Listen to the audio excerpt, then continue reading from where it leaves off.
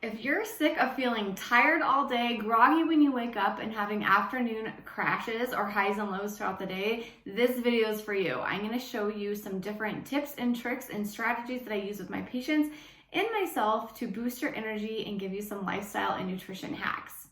If you have not subscribed yet, go ahead and push the subscribe button so that you get notified anytime I post new content relating to health, holistic health, and women's health topics.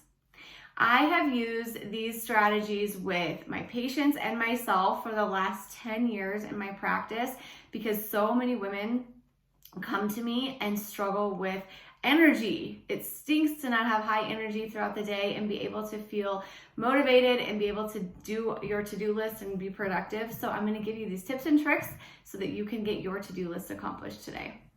So there are so many different reasons to have low energy. First, I want you to make sure that you talk to your practitioner and make sure that there's not low iron or low thyroid or some other condition that could be causing your fatigue. But for me in my practice, the majority of women honestly feel tired because they have stress. Their stress hormones are all over the place. Maybe their blood sugar's all over the place. Maybe they're not sleeping super well. Maybe they're just overwhelmed, burnt out. These are the most common reasons that I see women just feeling tired throughout the day, sluggish, having that afternoon energy crash, or maybe even waking up groggy despite having gotten a decent night's sleep. So let's go ahead and get into all of my tips and tricks and the different areas that I want you to focus on in order to have good energy. So in this video, I'm going to give you 5 different areas of places that I want you to start working on in order to kind of check off your list and chip away at the reasons you could be having poor energy. Number one thing that we cannot negate is sleep. Sleep is important, you guys. So many people skimp on their sleep. Adults need somewhere between 7 to even 9 hours of sleep per night, depending on your unique composition, your activity level, your exercise, your stress level, all these different things. So make sure that you're not just binging Netflix at night and skimping sleep because you are going to feel tired, run down, groggy throughout the day. Make sure when you're getting good night sleeps, I have 3 different things that I want you to prioritize. So number 1, create a calming bedtime routine. So many women just expect to go throughout the day, run, live their chaotic life, feel overwhelmed, do all the chores, pack the kids' lunches, and then fall into bed and get a good night's sleep. Well, I always give the example of a snow globe. So all day long, we're shaking that snow globe up and up and up by doing everything, running around with our head chopped off, all of these different things. And that snow that we're shaking is kind of like our nervous system. So all day long, you're pumping stress hormones and adrenaline and in that fight or flight response. Eventually, you've got to be able to set it down and let that snow kind of come down so that you can actually get into a deep sleep and wind down enough to sleep through the night. So adrenaline is going to be like the antidote to melatonin and good sleep. When your brain's in this constant fight or flight and thinking there might be a stress coming your way or a threat or a danger, it's not going to allow you to really get into that deep sleep. I know for myself, I've had these issues in the past before where I was always afraid my son was going to be up and alert and I was unable to get into a deep sleep because my brain kept thinking that I was going to have to be alert with him.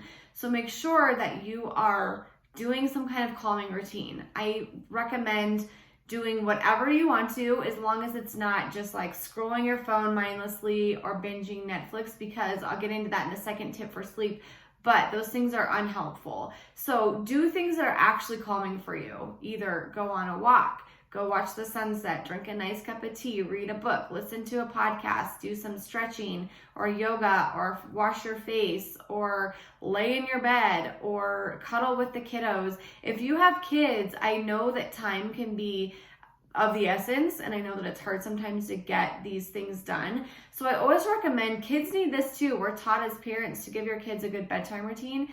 And if you can get away with doing your bedtime routine with your kids, that's two bangs for one buck. So make sure that you are kind of winding down with your kiddos, and that can help you do your own wind down routine and help them sleep better as well. Number 2 tip for sleep is to avoid blue light for 60 minutes before bedtime. I know this can be hard for people, from the TV to screens to phones to tablets, all the things. Sometimes we even read our books on our tablets or devices, but blue light actually tells your brain that it's daylight. So when your brain detects all of this blue light all day, and then at nighttime when it's supposed to be shutting down as part of your circadian rhythm and producing more melatonin, if you inundate your brain with a bunch of blue light, it's going to say, oh, hey, it's daylight. Let's go ahead and produce cortisol instead of melatonin, which is going to inhibit sleep. So if you absolutely cannot get away from blue light at night, you're working or you whatever, have to use blue light, make sure that you get some blue light blocking glasses. There's also like screen covers, there's the night vision pieces of things, there's apps, there's all kinds of different ways to do this, but at least put that on, and I recommend some good quality blue light blocking glasses. If you can, give yourself a boundary of a hard stop time for yourself of blue light, phones, tablets, those types of things. And in that time that you're not using it, that's when you do your calming bedtime routine with either you alone or the kiddos. At least, I recommend 60 minutes, but at least 30 minutes before bed, no blue light. The third thing is to go to bed by 10 p.m. So I know this sounds really early to some of you, and for some of you it feels really late, but 10 p.m. is sort of like our money time to go to sleep, because a couple of things happen. So our hormones are related to part of our circadian rhythm. And so throughout the day, different hormones are produced depending on what time it is and what energy level is needed. So if you're going to bed at midnight, your body has kind of produced extra cortisol to surge to kind of get you through that time period. And it's like, okay, well, she's not really wanting to go to bed yet. We're not asleep yet. So let's produce this extra cortisol instead of producing melatonin. So if you wind down, avoid blue light, and try to aim for somewhere around 10 p.m. to go to bed, that can be immensely helpful in helping you get a more quality night's sleep as well. Number 2 kind of secret related to this, or area that I want you guys to focus on, is your nutrition. Nutrition is vital to how we feel. We literally are what we eat. And I don't say that so that you can't have your favorite treats or adult beverages or anything like that. We absolutely can fit those things in moderation. But low energy or energy crashes, waking up in the middle of the night, that can impact our energy, has a lot to do with blood sugar. So our blood sugar spikes when we eat and then comes back down. And the more that we eat protein, healthy fats, and extra fiber, the least it spikes, and then it stays more balanced. So if you were to eat something like a Skittle that has no fiber, no protein, no fat, just pure sugar, pure glucose, your blood sugar spikes really high and then it plummets really fast because there's nothing to kind of buffer that response.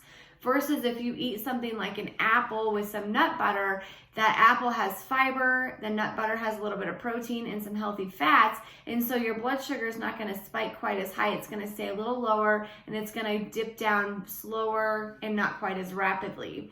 When you notice that blood sugar crash, that's when our energy levels can crash as well. So you may notice that you're craving a lot of sugar or carbohydrates because it feels good, right? It feels like you're energetic. Our bodies can use that as fuel, but it's just crashing right away. So you're riding this huge blood sugar roller coaster throughout the day, which is definitely not what we want to do.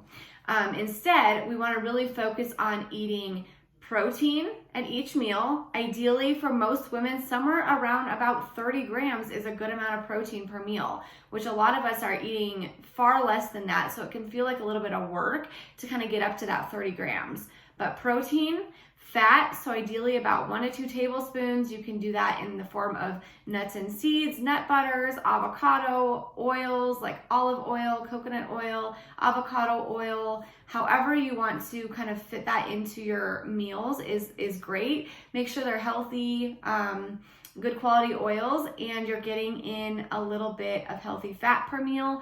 And then we want to fit in fiber, and ideally about 10 grams, which again, like the protein, can be a little bit of work for most people. Ideally in the form of fruits and vegetables.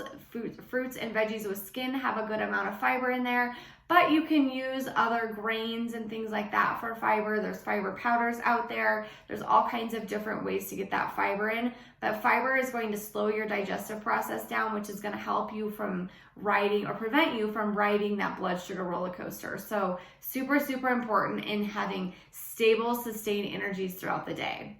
If you have that afternoon energy crash, I want you to kind of go back, or even mid-morning. A lot of people have a mid-morning or mid-afternoon energy crash. Go back to your last meal that you ate, if it was breakfast or lunch, and see which one of those was missing, if it was missing, because likely that's what you're kind of experiencing is a drop in your blood sugar.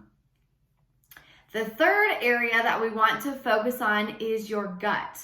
So you guys, gut health is literally the foundation of our health. If we think about gut health and what it is literally the system in our body that gives us the nutrients from our food, it assimilates them, and it gets rid of our waste. So if we don't have a gut system that's working very well, our digestive system that's working super well, we're maybe not absorbing nutrients as well as we should, we're maybe getting rid of minerals that can provide energy as well as hundreds of other functions in our body. We might be not eliminating waste as well as we should. We may have a bit of a sluggish liver, which we'll get into. So you really want to make sure that your gut health is in a good place. If you're noticing GI symptoms like constipation, loose stools, bloating, gas, heartburn, indigestion, nausea, vomiting, those are all signs, obviously, that your gut health is not in a great place. But you really want to focus on getting in prebiotic foods. So prebiotic foods are foods that are basically food for our probiotics, or that good bacteria in our gut. So things like green bananas, asparagus, onions, greens powder, greens themselves, those things help to give fiber or food called prebiotics to your good gut bacteria. The next thing is to avoid too much processed food. So like I said, everything in moderation. I eat processed food occasionally too. I think that it's healthy for the psychology of food to not deprive yourself and not to go on strict elimination diets for most people. But we want to make sure that we're not subsisting solely on really sugary, really processed, chemically laden foods, because that can cause more inflammation in our body, which can make us feel fatigued. It can cause our gut health to not be great, like we're talking about. It can cause us to ride that blood sugar roller coaster. It can kind of do a lot of negative things. You really want to put food into your body that has the least amount of ingredients, the most amount of nutrients. We call that nutrient-dense foods, so that your body knows exactly what to do with it. There's no guess games here, and you can get the nutrients you need, and then your gut can get rid of the waste that you don't need. And then lastly, in terms of nutrition, maybe consider adding in something like a prebiotic fiber or a greens powder. I've used several in my life, but I use Amazing Grass regularly. There are several different brands and flavors of that.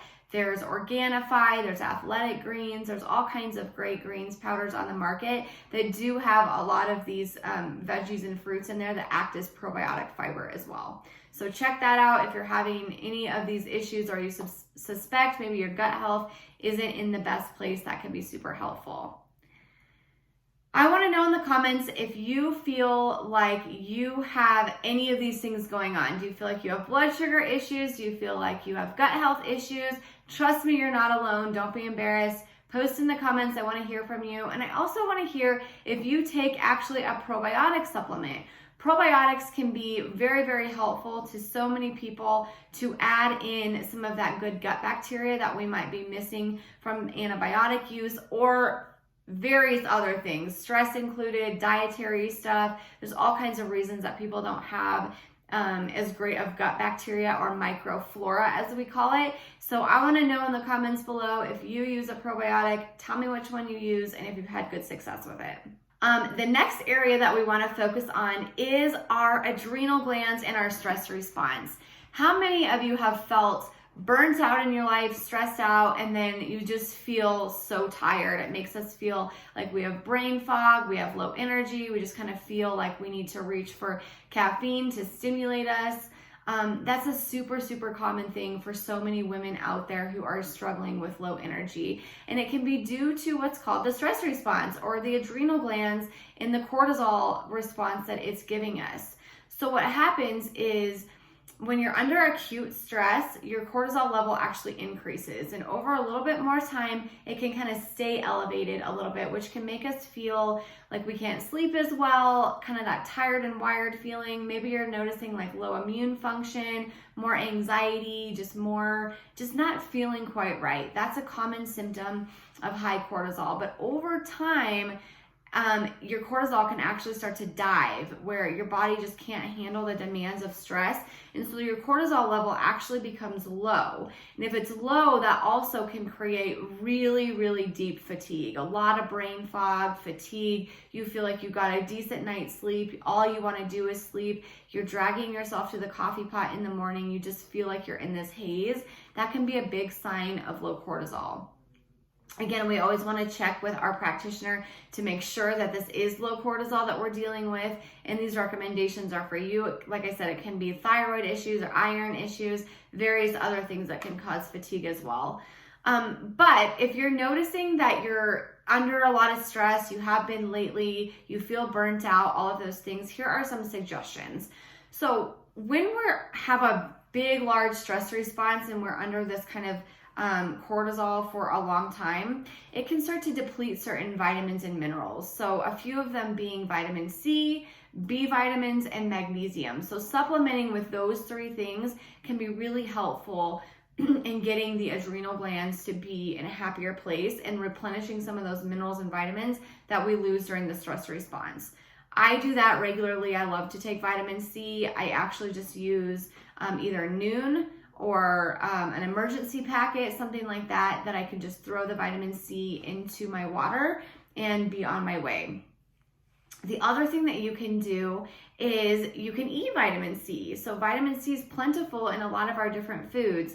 A great way to kind of wake up in the morning and energize yourself without kind of the jolt of caffeine is to actually get yourself a warm mug full of lemon water.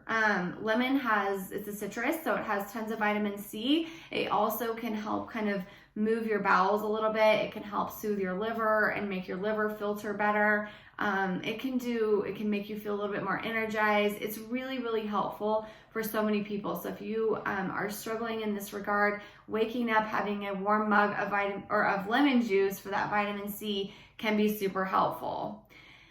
And you guys, if stress is problematic for you, do an inventory to figure out where the stress is coming from. I talk about this in a lot of my videos, but I always say that we have like a stress reservoir, and physical, mental, and emotional stressors all go in there. So under eating, over exercising, eating low carb, intermittent fasting, lack of sleep, not recovering between workouts. These are all physical stressors that we need to keep an eye on because they can cause a lot of these things to happen and cause us to feel burnt out, low energy, and fatigued.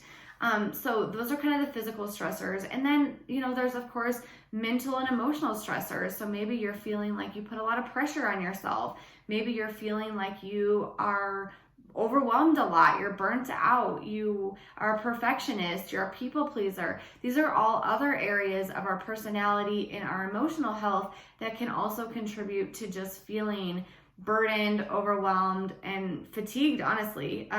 So if you feel like you're struggling with any of those areas, I always suggest, I've mentioned this in lots of videos before this, to make an inventory, figure out where your stressors are coming from, what's making life feel so hard, kind of go through them and decide where's some low-hanging fruit that you can just take out. So with my patients, if they're doing like low-carb dieting or under-eating, over-exercising, intermittent fasting, any of those things, those are quick things to just take out of that reservoir today, immediately, and see some results from less stress on the body. Some of the other ones that are a little bit longer term are, like I said, kind of managing your perfectionism or your type A personality or OCD, those types of things. And sometimes that takes a mental health professional to help you do that too, because some of this stuff is really rooted deep inside of us. But we know that it can definitely cause a lot of fatigue and a lot of stress response for a lot of people. And you guys, the fifth area that I want to chat about with you today is your liver. So our liver is actually a filtering organ. So everything that comes in our body has to be filtered out through our liver, and then it goes into our large intestine to go out through waste.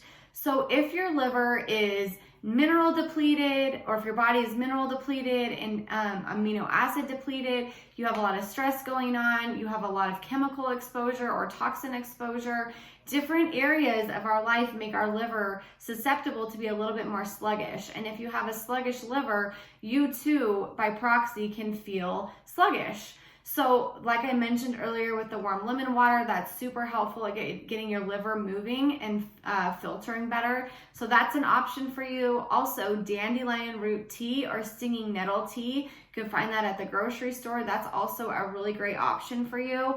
You want to make sure it doesn't interact with any medicine that you might be taking from Western medicine or any health conditions you might be struggling with. But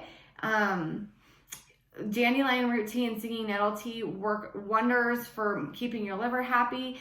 And lastly, you guys can eat cruciferous vegetables. So things like broccoli sprouts, cauliflower, broccoli itself, kale, Brussels sprouts. These things are all very, very helpful in the minerals and the nutrient profile in them to really help keep your liver happy and filtering well as well.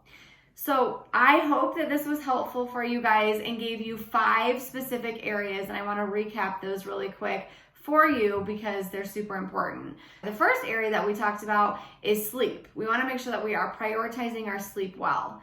The second area is blood sugar. We want to make sure that we're getting in that protein, fat, and fiber so that our blood sugar curve stays low and steady throughout the day instead of riding that blood sugar roller coaster. The next area we talked about was our gut health, making sure that our gut's happy and healthy so that we can get our nutrients from our food and get rid of our waste. That's also really helpful. The next area we talked about was our stress response, keeping that system, the adrenal glands, healthy and happy. And lastly, we talked about keeping our liver healthy and loving on our liver by eating cruciferous vegetables, broccoli sprouts, things like that. Drinking the warm lemon water, or also doing the dandelion and stinging nettles tea can be really helpful.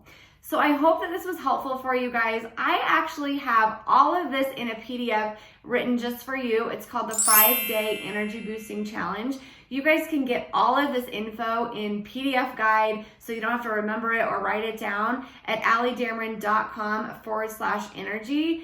Go through it each day. There's an action item for you to do relating to one of these areas.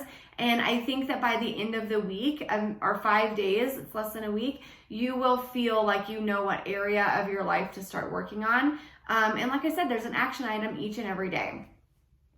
So go ahead and go to allydamron.com/energy, free download that free energy guide and challenge, and go through it and let me know in the comments what you guys think of the challenge, where you're struggling. I'd love to be able to be a resource for you guys in that regard.